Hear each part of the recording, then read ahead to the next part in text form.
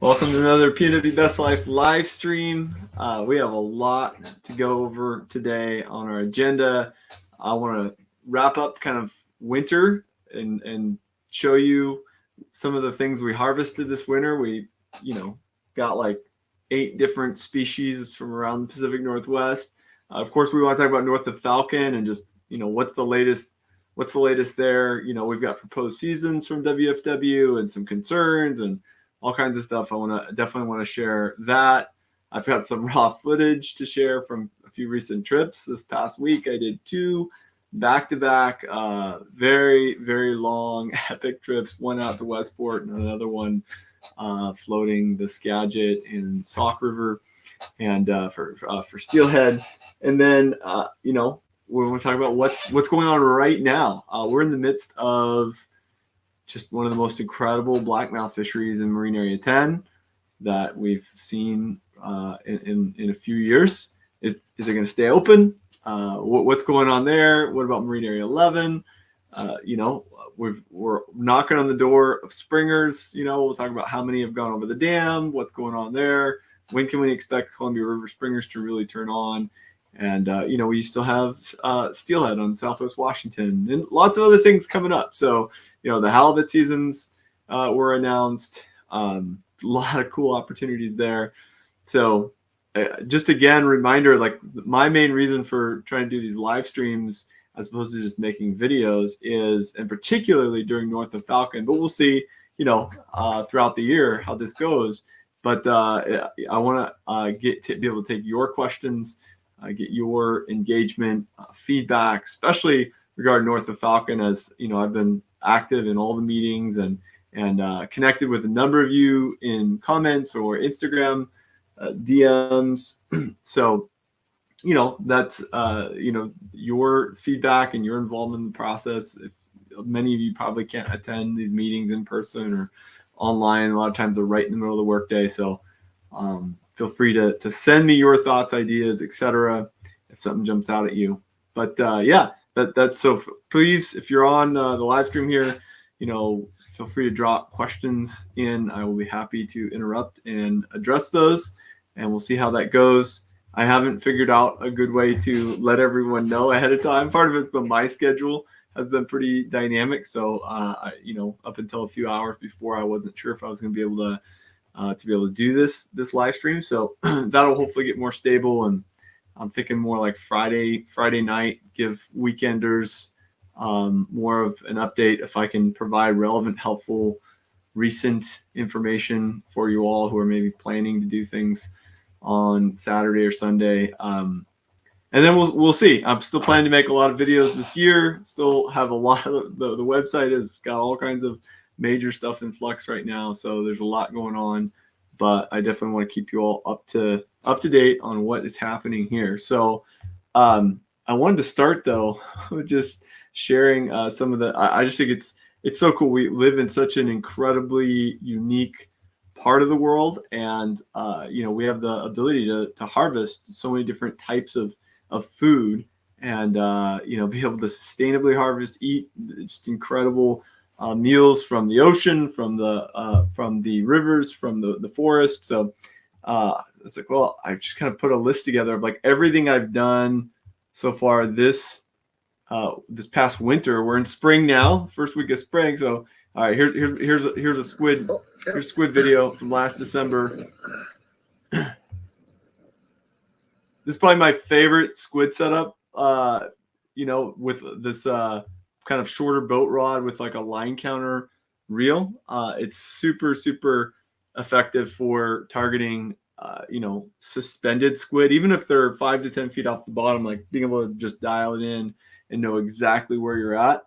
Next, CJ. Was really incredible, and hopefully I'll get to do big one, buddy. Yeah, hopefully we'll be able to do a lot more of that this next December, November, whenever the squid start rolling in again.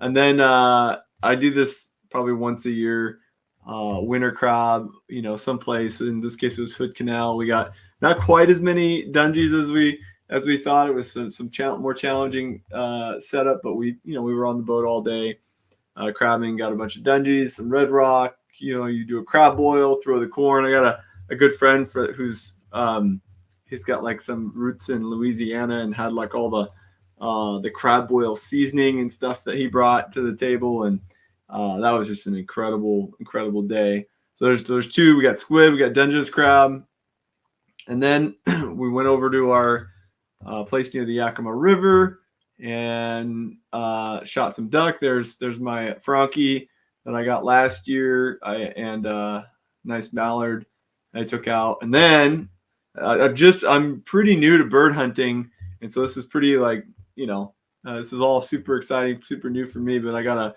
a nice Canada goose in January from the same area. Just still kind of learning how to do the bird hunting really well. I'm gonna go turkey hunting in a couple weeks for the first time. I'm excited about that as well. I'll probably be a disaster out there, but hopefully I can figure something out. So, and then of course, a lot of you know all about the razor clam opportunities. Got my limit, 15 clams. Trying to dig down, get away, but little tough digging day. You got to watch out for some of the days that you pick to dig when there's a lot of stormy activity around. A lot of folks know this, but a lot of folks, if you've only ever experienced easy razor clam digging, right, when there's some higher surf, some higher winds, things don't always show, and the razor clam shows don't show up as well. And I've heard a lot of folks, because we've had some dynamic weather, right? We've had some storms, we've had some good windows too, but for some folks, they ended up razor clam digging on some bad windows, and we're like, hey, where's all the clams? These were great low tides. Should be plenty of opportunities in spring. Springtime sometimes is the best. Anyways, you get those morning low tides. So hopefully, if you haven't done that yet, that'll be an opportunity to get out and do. This is obviously an opportunity that is well and gone, but 20 pounds of fresh smelt, 2 limits for my wife and I. Excellent meat harvested in the PNW. Going home, gonna find its way to some batter. Oh my goodness, smelt is smelt is awesome. One of the tastier critters we get around here, and it's what this next species is largely feeding on in the wintertime and springtime that makes it taste so wonderful anyways. This is some blackmouth. Nice 24-incher keeper blackmouth. Over here in Marine Area 11, we're getting a few of them. Lost a much bigger one that was mid-teens, got the blood pumping. Somehow, it's not even summer yet, and I've lost 3 quality chinook in a row. I can't explain how I'm on this bad streak already, but I can't wait to change my luck here. Hopefully, I get all the losing these fish now, so that when it comes time to hook a few springers, I don't lose any of those. That's what hopefully that's what I'm telling myself to console myself. But Marine Area 11 has been interesting, right? There's been some good fishing, certain areas. It's been hit or miss, in other places it's been just straight slow. Other times, especially fishing some of the popular areas like the clay banks. But Marine Area 10 has been just off the charts. Marine Area 10 has been absolutely off the charts. And I've got this graph here of Chinook, the creel, and some of these things, this is just it's insane. These numbers, and really what I'm focused in on, the orange here is just your anglers that are creeled, with the blue being the Chinook that are creeled. This comes from WFW's creel reports, but the catch per unit of effort, so the catch per angler are insane. Look at this on the 21st. That's over half a Chinook per rod. Almost. This is most recently a Chinook per rod on Saturday.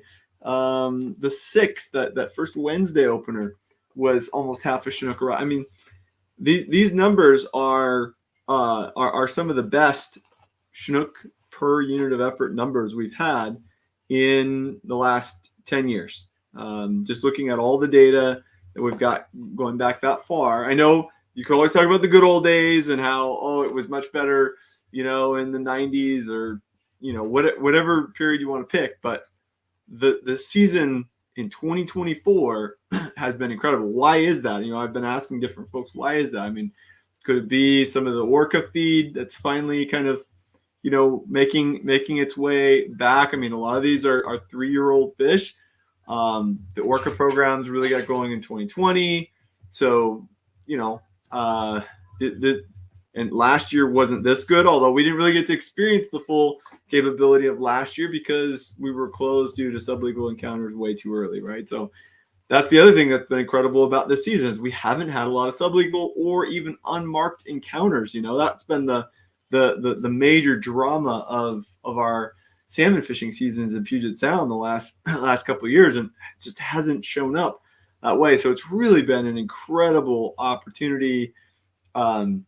If you're on any of the social media sites, I mean, you're just every day you're getting your feed blown up with nice chrome Chinook caught from Puget Sound and mostly Marine Area 10. So, hopefully you got a chance to get out there, take part. I don't think it's going to open up again next Wednesday. I think before this stretch, we were almost 90% of total encounters. There's not a legal catch quota. There was an estimate from Fram that we were close to 2 weeks ago, but there's but the total encounter number is what's going to determine the season. And so I think this is it. I'd be surprised if it opened up again, but I've been wrong many, many times. Now you may be wondering, okay, Marine Area 11, that's nice. What went on with 10? What's going on with 11? Let me pull up that chart here for you. As you can see, it hasn't been as good, right? We've got plenty of effort, not quite as much as in 10, but lots of effort and just much lower catch per unit of effort. And some of these days are really low. I mean, there were some slow days on the water out there. But if you look at Saturday, it's just a little bit better. I mean, that's still like, what is that? Maybe a Chinook per 7 anglers. I mean, that's not great, but maybe it'll keep getting a little bit better into next week, and certainly as we get into April. I don't know where Marine Area 11's at, but I suspect it's going to stay open a little bit longer. Although they also might look at it and go, well, let's shut it all down at the same time so we don't get the big effort shift. So I have no idea what the department's going to do. I'd hope they keep 11 open a little bit longer, given that we haven't encountered a lot of fish in 11. They've been up in 10 quite thick. So that's it for the Blackmouth stuff that I know about. Obviously, you can always dip down to 13. That's open year round. And we're just about to get to our CQ Blackmouth opener on April 1st. That's pretty exciting. I'm looking at the weather to decide whether I'm going up there or not. We'll talk about halibut too, but April 4th, the area around CQ is going to open for halibut as well. So you'll be able to, hey, Stephen W., what's up? Thanks for dropping a comment in there. But I'm kind of excited about going up to CQ and just like fishing all day for salmon, lingcod, rockfish, and halibut after April 4th. But who knows? I mean, a lot of that's going to be dependent on weather. I mean, you can get a lot of fishing done, even in heavier weather around CQ, but man, is it fun if you get like a clear weather window and you can go do your rockfish fishing out, around Tatoosh, and those areas are, they're beautiful as well. So, I don't know. If you can pick your days, I like to see a good marine forecast before I head out there. But that's just me. Sometimes you gotta go when you gotta go and deal with some rougher stuff and just deal with the fact that you have some shelter over there, especially if it's coming from the west or southwest. So Olson's might need a call. Yes. Yeah. I'm assuming you're implying they're pretty booked up already. There are other places around there too, and and in that area. So, but yeah, it's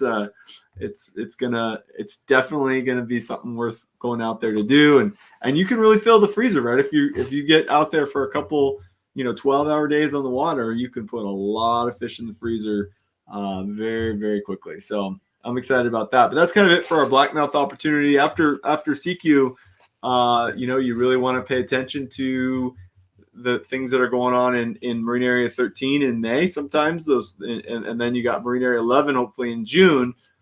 June 1st is usually some of the best fishing. So we'll talk more about that as we get closer. That's for most South Sound diehards. Marine Area 11 June is just that's where you want to be. And of course, then you get all your ocean openers in June and all that stuff. So we're not very far away.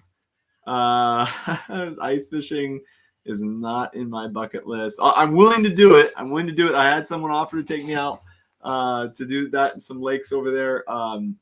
But it is not in my bucket list. So yeah. All right, let me talk about let me show you some footage from so I just got back from Westport last week. I was out there for a single. I live in like Puyallup, and so I just made a 2-hour run to Westport with my crew. We arrive at the parking lot, and this is I think this is the 18th, Monday morning. We arrive at the parking lot at Westport. It's completely empty, which is not usually a good feeling because you're like, okay, did I miss something? Is it closed?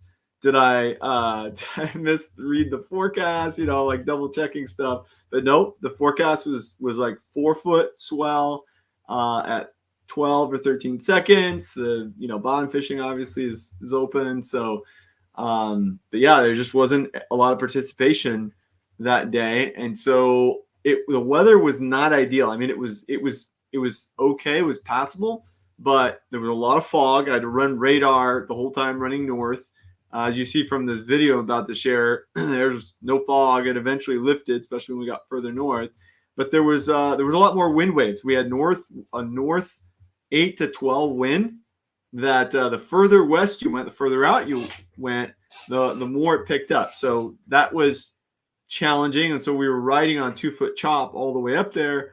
And it sometimes was challenging because you wouldn't be able to, the wind so much broke up the swell, you wouldn't be able to tell when you would be on top of a swell and sometimes just drop off the backside and give us all a nice jolt. So it wasn't the most pleasant. It was weird. It was like I was running radar, dodging crab pots because there's a million commercial pots out there right now, running radar in the fog and dealing with wind waves. I'm like, can we usually, if you've got wind, you don't have fog, and if you have fog, you don't have wind. So it was kind of an annoying trip out there.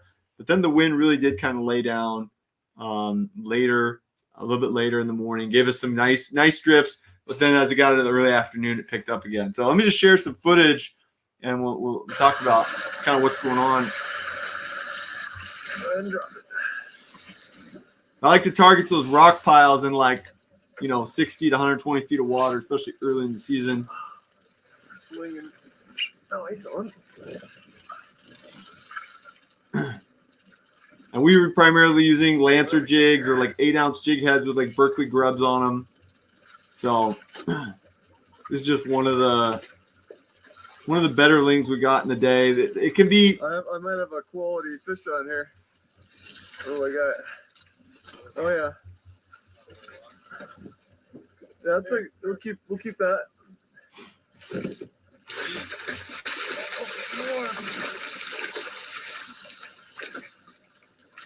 We usually get our bigger lings as hitchhikers, and we didn't get any hitchhiker lings this trip for whatever reason. So whatever we weren't able to pull up on jigs just wasn't happening. Although we got a bigger ling on rockfish gear as well. So yeah, that we had to keep some a little bit smaller than that near the end because the wind was picking up, and once you start really drifting quickly across the rock piles and the wind waves are coming up, it's like, okay, we got to keep some fish here and keep moving. So I think here's a little window of I want to say this was early afternoon conversation about this. I'm trying to create space for that nice one that's going to come up. But also make sure we aren't keeping like real ding-dings at the end. Beautiful day. Look at that. Just epic, epic. So Over to the deep water link program. So here's the thing. I mean, the reality is you're going to throw back a lot of lingcod that you're like, oh man, that would have been keepable, but you're trying to pace the keeping of the lingcod with how the trip is going. And when you get into that like last 1 or 2 hours, we had a 4-man crew.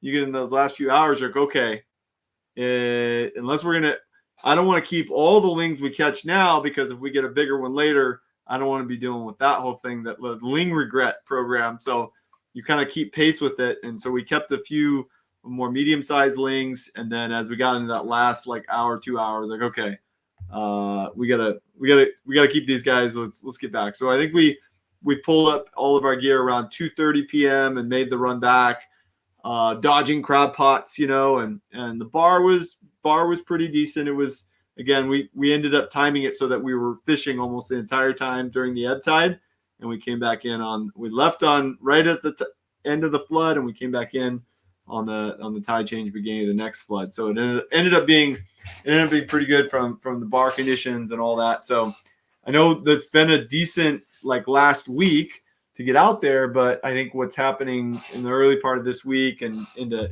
next week, right? It's looking a little bit more sketchy out there in terms of 10-foot plus seas and whatnot. But I'm hoping that after Thursday, things kind of lay down. And really, I'm hoping into that April 1st opener, things really lay down. And there's good calm seas for Westport, but also especially for that April 1st opener up in CQ. Obviously, Halibut doesn't open until the 4th, but yeah. That would be super, super nice. Okay. I also went on a drift boat trip with Carrie Hoffman on the 19th, and the Skagit and Sauk, which has really been kind of a bucket list thing for me to do. I'm not going to probably make a video and post it or anything like that until after towards the end of the season. But I did want to share a little bit of raw footage from that trip for you all that are on here. And let's see. You can kind of get a taste of it. First of all, Carrie, CNH Guide Service. I've fished with a lot of guides in the last 15 years, and some really, really good ones. But Carrie's one of the best. You definitely want to get on his schedule. He fishes all over. I mean, Puget Sound, Westport, rivers, like he does it all. And you want to get on his schedule for sure if you like to go with guided trips. But all right, let me see here. Let me see where to start this. Yeah, I might change my mind again. I just go ahead and reel up and get over to the right. Got to the slow jam. All right, look at the placement. Look at the placement of where we're casting. Super close to shore for these steelhead. Bam, like a couple feet off that log jam.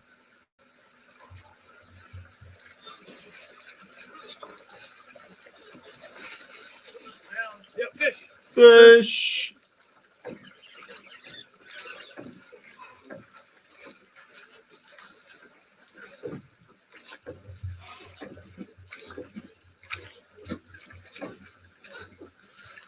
It's not a snag, right? yeah. Nice one, buddy. Now I don't care again. It's okay. Just before I hooked this fish, I was like, I don't care if we hook a fish. I just love being out here. And there's something to that. Like the scenery is just epically beautiful. But it was just kind of funny because I was like, I don't care. And then bam, fish on. Get off at the end of this anyways. Yeah. End result's gonna be the same.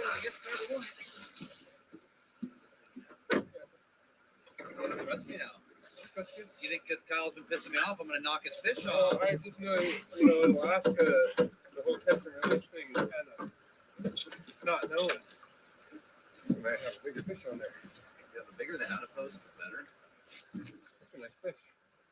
It's a boot, Kyle. It is a boot. I think it's got mold on it. No, it's nice. I think it's a. So you're catching that fish. I'm doing priorities here, buddy. Just keep it low and to the right. Yeah. There you go. All right, you get the idea. Pretty awesome fight. You'll see that the full footage and more footage. I got so much amazing footage on this trip. I can't wait to put it all together for probably a early April, mid-April release of all of it. But just an epic fishing trip and so cool. We had a perfect day, as you can see. It's sunny and bright, but I did like 2 18-hour days back to back. Like did 3 a.m. to 9 p.m. 2 days in a row. It was pretty tough on the body, but some incredible opportunities, incredible time. So, all right, what's next, right? So, if you want to hook and actually, catch and bonk a steelhead, you're probably looking at the cowlets, which has still got, decent escapement numbers, and people are catching, a decent amount of fish. So, you're usually intercepting them at Blue Creek or Barrier, or you're plunking on the lower, or you got a guide, right, or your own drift boat or jet sled. But it's steady. Fishing is steady. It's not red hot. These fish, the numbers of the escapement really don't peak sometimes until very late March or even early April. So, but there's a steady amount of fish coming in. So, you have an opportunity on the cowlets currently for some catch and kill hatchery steelhead. Now let's look at springers real quick. So, what is it, March 24th? I mean, some people are already out there whacking a few springers here and there. But one of the key things with springers, right, that we look for is we look at dam counts. So let me show you. This is the most recent dam counts. All the dam count stuff is kind of behind, right? So this last data point is from 3 days ago on March 21st. The orange line is last year's. This is just the past 10 days. So we got 7 springers over Bonneville 4 days ago on the 20th. You can get an idea there. And then let me show you Willamette. Willamette Falls. And right, these are really small numbers, right? You got 4, 2, right? These are super small numbers, but it's starting to come in. The run's starting to come in. There's something unique going on this year that I want to share with you all that's a little different, is we've got some kind of crazy things going on with our river temps. So if you've been following on the USGS site, the river temps, you know that we're this is a lot higher in the past 2 years. I mean, we're 46.5 degrees. We were probably at 43 this time last year. I looked a couple days ago. I mean, it's at least 3 to 4 degrees higher this year than it was last year, right? And we had that incredible stretch of sun. But one of the risks, one of the challenges is usually the springer fishing with a forecast like what we have, essentially matching what last year's return was, is you're going to have the fishing get really good at the end of March and early April, and then they're going to shut it down, and then you're counting on, follow-up openers, those types of things. Well, the later you get in the season, the higher these temps go, the more challenge you have potentially of snowmelt and higher turbidity. That means, lower visibility, making it harder to get these fish to bite, as they won't be able to see your presentations as well. Even though the higher temperature will make them more active, and that's a plus. But I just got back I was in Leavenworth over the weekend, and there's a lot of snow melt, a lot of stream runoff, and a lot of that water is green brown water, and that is coming down into the Columbia River. I heard Oregon had some record snow melts as well with some of this warmer weather. So I could show you what the turbidity is now, and it's not bad. Like this is decent. But if you watch this graph and you see this thing start to spike, at some point, things are gonna go the other way, and so then you start to think more about an anchor program. If you like the troll, you're probably not going to get as many on the troll if the turbidity really spikes. I've wasted some time spinning herring in low visibility water. It's not the best fishing, so something to keep an eye on. We want these temps going up. We want the turbidity to stay low. We want more fish over the dams. Personally, I will probably be fishing it in early April before the closure. However, that CQ thing, if we get like a killer marine forecast for CQ, I don't know that I'll be able to resist that. I might just be like, oh, I'll catch a springer up in CQ. Screw that spinning herring program on the Columbia. So I don't know. I don't know what it's gonna all end up doing there, but we have choices. That's a great thing. We'll hopefully have some choices here of where to go. We got a lot going on still. And then of course we got halibut. Halibut opening up April 4th. Hopefully you've seen, kind of the opener info from WFW, but they've made some major changes this year. And a lot of this has to do with advocates getting involved. Some people say, oh, nothing you do makes any difference anyways. Why even get involved in the process? Well, that's not the case. There's been a lot of folks working with the department, working with PFMC and these other agencies to get us more halibut fishing opportunity, as we tend to leave a lot of quota on the table, is my understanding. So you have April 4th openers for marine areas 5, 6, 7, 8, 9, and 10, right? All opening at the same time.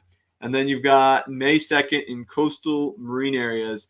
But you also have an increased annual halibut limit to 6 halibut. It was 4 earlier. So if you really are, proficient at halibut angling and you get out there and you have got, you get it done, now you can keep 6 for the year instead of 4. So that's pretty awesome. The fishing in Puget Sound's usually not as good, but marine area 5 and 6 can be really good halibut fishing certain years. So we'll have to see. We'll have to hopefully get out there. And again, if you get out to CQ and you have an opportunity to like mix and match what you're doing, oh, there's no halibut around or it's slow. Okay, switch to salmon trolling or go get your other white fish. So just incredible opportunity there. For me, I'll probably be out. I'll probably fish Westport on these early May dates. Hopefully, if we get decent weather windows. That's kind of my thing, but I also really like to fish marine area 4. I haven't done 3 yet. I'd like to get up to 3 and kind of screw around up there. But the later you go, into some of these seasons too, you can look at doing potentially halibut and salmon on those June ocean salmon seasons as well. So let's talk about that here for a second. Let's talk about some North of Falcon. We've gone long enough without. We need to talk about some of this North of Falcon stuff because we've got more information kind of about where things are headed. We've got proposed seasons. We've got a lot of information. We also have continuing concerns. But let me pull up the marine area fishing proposal first. Catch my breath here. All right. So this is a pretty cool chart that they provided us.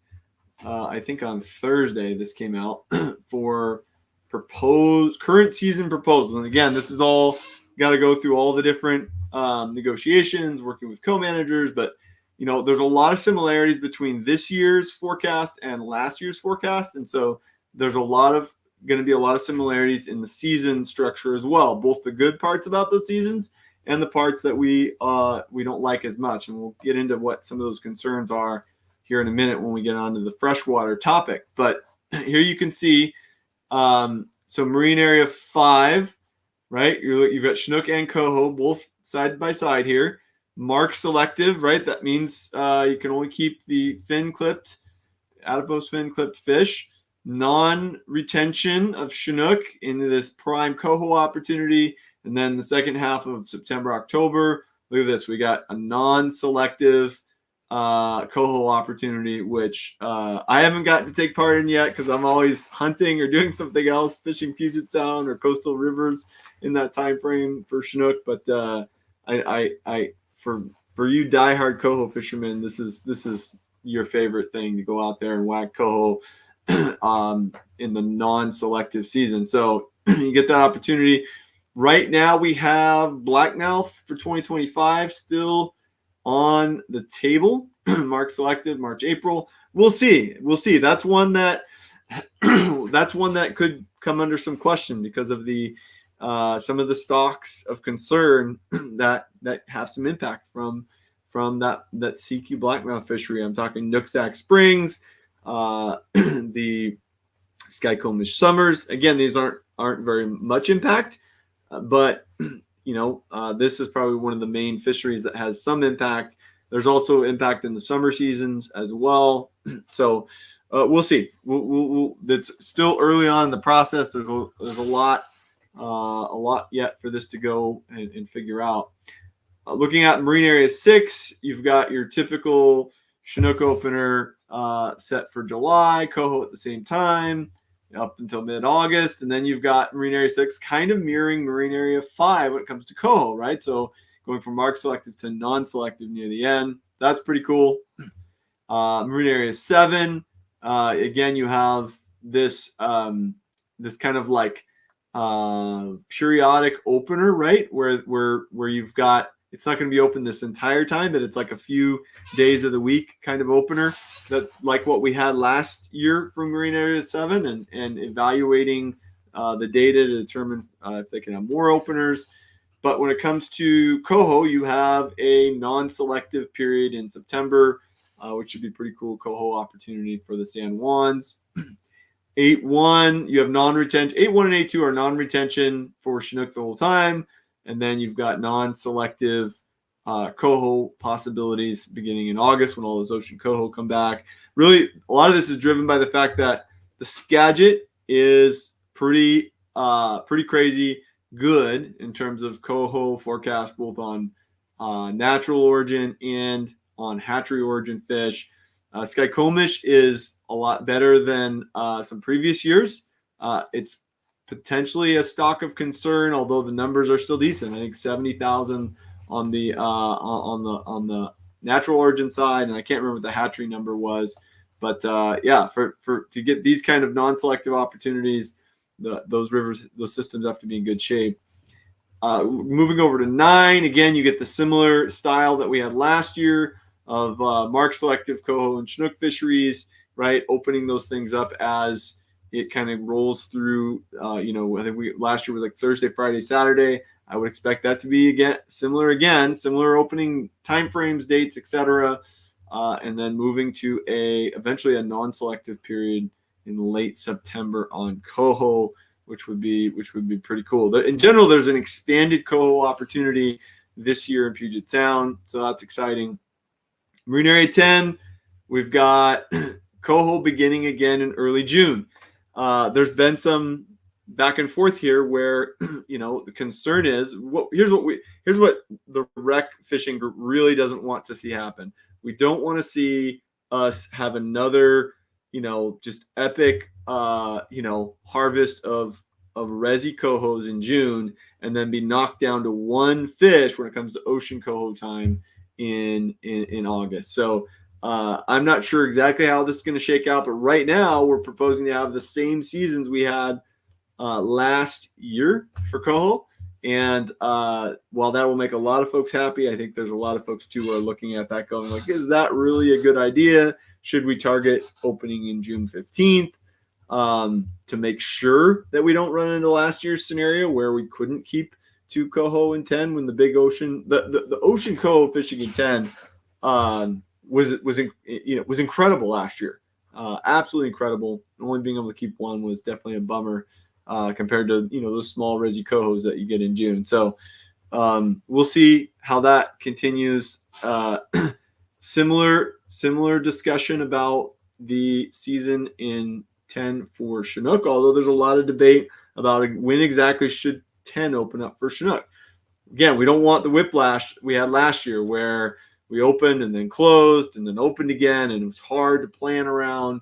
And we have a similar concern with 11 that's playing out. There's still a lot of things to figure out here where rec fish group we really don't want our seasons we don't want to leave any fish on the table, and we don't want to leave We don't want our seasons closed and open constantly. So there's a lot of work that's going into determining the right open date that gets printed, as well as the ability to do an emergency opener if there's no sublegals around, to say like, okay, let's open this earlier to and take advantage of what's there. So this is probably where most people fish, 10 and 11, and there's a lot of stuff to figure out to get that right. Going into our salmon seasons, and a lot of debate still in this area. So not a lot different in 12, north or south of Ayak Point, and then 13 is wonderful, right? It's open all year long. So actually 13 should be decent this year. It was good last year too, but the South Sound hatchery numbers, I think, or return numbers are over 90,000, and a lot of people don't know that fishes well all the way through August. If you're not burnt out on downrigger fishing by then, 13 can be good late even into mid-September. So, all right, let me show you some freshwater stuff. Here's, I guess, something you should be aware of. Samish River, Samish River has had some of the best return of hatchery Chinook anywhere in Puget Sound, and it's led to what the department's been labeling as unruly fisheries, right? And these issues with snagging and all kinds of stuff. So there's a few proposals here regarding that around gear rules.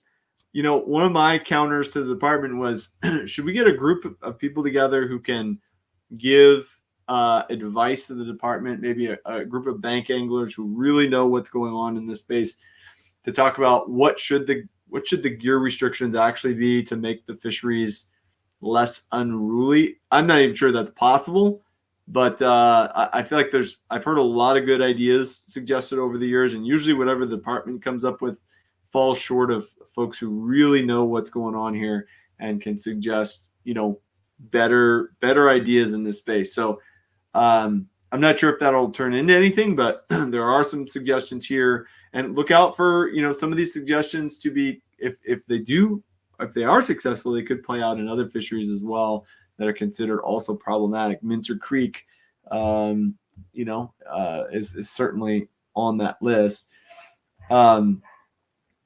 Skagit River, a lot of excitement around the Skagit River. Again, there's some fantastic coho forecasts, fantastic sockeye forecasts. If you're excited about sockeye, what they're proposing right now on the lake is also super exciting. I've been able to work more closely with Rob Larson this year, president of PSA Auburn, and on a lot of this stuff. It's something that I haven't been working on the Baker thing, but he's been passionate about it and working on it, getting the 4-fish limit in the river and lake, opening on July 6th, so that people can kind of look at the trap counts and determine when to go up and fish the lake. I might actually be up there fishing this year. I got invited. I got a couple different invites to go up there, and I'm excited to do that. I've only fished Baker Lake one time for sockeye, and definitely would love to get up there, and hopefully I can take advantage of those invitations with my busy July schedule. But that would be super exciting. So there's a lot going on the Skagit. There's a lot of positivity around what's going on in the Skagit. Coho is going to be ridiculous all season long up there as well. So that's exciting for freshwater folks. Let's see, South Sound River seasons, pretty similar seasons to last year. Puyallup Carbon, Nisqually, Green Duwamish, Lake Washington. Not a lot of surprises there. They haven't shown up, as big concerns either on any of the calls. Some concern around the Nisqually, but that's more like harvest share, harvest split, and things that we can kind of work through. So I'm not worried about the Nisqually.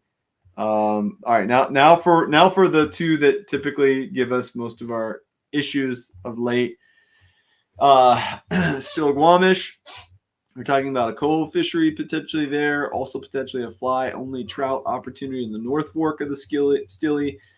But the Skykomish River has really been the challenging system really the Snohomish River Basin, I should say. The challenge with the Skykomish is there's 15,000 hatchery fish, summer fish expected back, and because of the low returns on the Snoqualmie, we're having a hard time getting access to those fish in these seasons. And so we're asking them to take a look at modeling the season similar to last year, with maybe a little bit more opportunity. And what are some marine scenarios where maybe we would cut some marine seasons to make room for the Snohomish? That may or may not be a good idea, right? When it comes to you have these two things in conflict with each other. That the marine areas give you more bang for your buck because it's mixed stock fishery, right? There's less impact on the Snohomish. But when it comes to equitably sharing opportunity, most folks don't have a boat, don't have the ability to go out, and the Skykomish has been such a wonderful, summer fishing opportunity for so many folks that it's really would be a bummer to say like, all the impacts on the Snohomish, they're going to go to marine fisheries, so we don't have any interruptions there, and only the freshwater folks are going to feel the impact. So this one's tough. This one is challenging for everyone to try to work through. We're still early in the process, but I am, given that this is our greatest constraint for marine fisheries, and marine fisheries are already tight, trying to make them match last year, I do not have high hopes that we're going to have a season, but we are still pushing forward to see what can be done, what's possible, what can we squeak out some time on the Snohomish River, the Skykomish River hatchery Chinook in that June-July opportunity window, mid-June, mid-July. So we'll see. We'll keep at it, and we'll see where it goes. And of course, the Wallace River, they're talking about some dynamic opening dates there on coho. Wallace River coho can be fantastic when the flows are right and it opens up. So that's a lot. All right, 45 minutes in. I think that's all I have to talk about for this live stream. But if you have any other questions, I can hang out for a minute maximum to see if you have any questions you want to drop in. I can cover more stuff. Feel free, if you're watching this later on, feel free to throw a question in there, and I'll jump in the comment section and try to address it, or address it next time we go through this stuff. So appreciate you, Dan. I see you. Appreciate that comment. And hopefully I'll see some of you out there on the water, maybe in Marine Area 11, maybe doing steelhead for me next week. My kids are on spring break, so I might not do a whole lot, but early April, I'm excited to either go hardcore after Columbia River Springers or that CQ thing. I don't know which is going to be a better opportunity. Lots going to depend on that marine weather forecast. So, all right, well, we're going to close this down. Stay safe out there and tight lines. Good luck, everyone, in your harvest pursuits.